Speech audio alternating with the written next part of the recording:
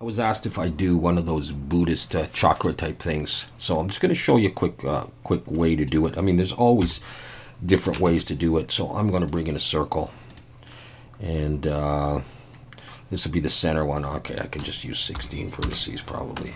Just make a nice small thing, fill it, and extrude it up. Give it some thickness. Helps if you're in edit mode, though. Okay, we'll come down to there. Alright, so you just got a circle there, fill that, select here, fill that, and then we'll take these two ends and we'll bevel them, and I'll put just one, and we can shade smooth. So you got the center part. Let's just make sure that I'm going the right way. So it's red, so select it all, Alt-N, recalculate outside. So the polys are facing outside.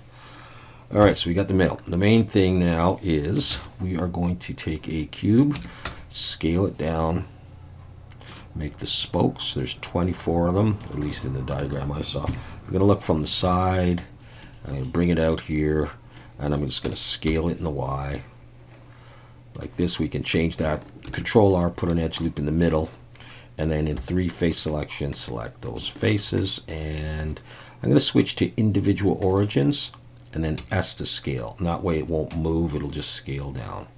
So scale those down to a nice sharp point. And if you want, you can scale that down a bit more. Just look at the length. Okay, if you don't like the length, I'll go back to median point. I can scale this in the Y, make it a little bit longer, and go like that, sort of almost touching, I think. And so we've got that, right? And if you want it longer, you can make it longer.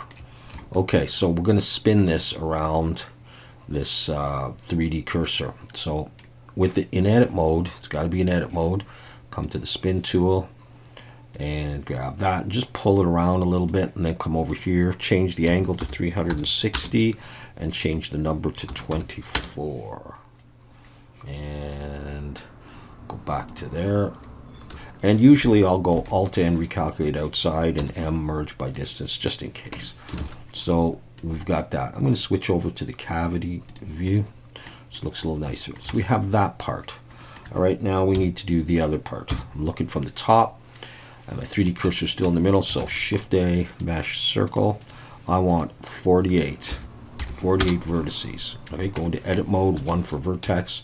Pull it out like this till it's just past those. We're going to scale this anyhow. That's good enough. Then we're going to come up here to select and choose check or deselect, and press S and pull outwards. So it's like a sun or a star. So pull out a little distance like that. With those ones selected, these ones are going to be flat-ish. So I'm going to press Shift Control B to bevel. You have to do Shift Control B. Pull, and I just roll back so you have just 2 vertices and make it flat like that. Okay. Then I'm going to come around here, and there's probably a way to select these faster, but I'm just going to go around and select all these inside vertices. I'm holding down Shift and I'm clicking like this. Got them all. Okay, we're going to bevel again. Shift Control B, pull, but this time I'm going to roll my mouse up till I get about 5 vertices, make it nice and round, and pull my mouse till it looks something like that. Good, almost done. Select the whole thing, E and S, scale out. And then you need loop tools installed. It comes with Blender. To do this next part, you just right click, loop tools, circle. Or if your loop tools is somewhere else, you just find where it is. Select the whole thing, Alt-N, recalculate outside. And now we're going to give this some thickness here. I'm just going to pull it down to around the bottom of the circle here. And E to extrude and pull it up to sort of around there. So we have that. And if you need to, you can, I'm just going to look from the top, you can scale it all in if it's got to be like that.